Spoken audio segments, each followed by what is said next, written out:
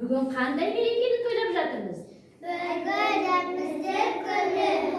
Жарайсыңдар, рәміздер күні. Ал біз Қазақстанның рәміздерін білеміз бе? Атайықшы. Білеміз. Ал айтайық, қандай рәміздер білеміз? Қазақстанның туы, Қазақстанның әнұраны және дұрыс айтасыңдар, Қазақстанның елтаңбасы. Ал балалар, біз ту туралы тақпақтар жаттап жүрген айтайықшы. Кәне, айнымайды. аспанды, біздің тудың ұялы, оның қалың қашанда биікке іліп қояды. Жарайсың. Ал елтаңба туралы тақпақ білеміз бе айтайық? Неткен айбат әдемі, тұзындай көңілді, ортада аспан әдемі.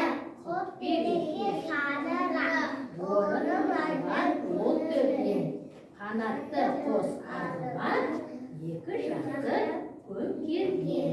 Тамаша, жарайсыңдар. Балалар, туда не бейнеленгенін білеміз, е? Не бейнеленгенін айтып беріңдерші? Түсі қандай туымыздың? Аспан түстес, көгілдір, ортасында шұғылалы сары күн, күннің астында тұран құс, шетінде дұрыс қазақтың ұлттық өрнегі бейнеленген. Ал елтаңбаны суретке айтып берейін. Ал елтаңбада не бейнеленген айтайық? Ортасында шаңырақ. Білесіңдер ғой жатқанымыз, ал айта қойыңдар. Екі шетінде қанатты тірақ. Не бейнеленген? Ат бейнеленген, иә, арғымағы. Ал жоғарыда ненің суреті? Бұрышты жұлдыз, сосын астында Қазақстан деген жазу бар екен.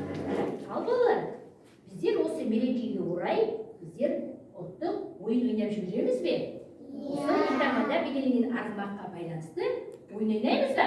Жарайды, олай болса ортаға шығайық.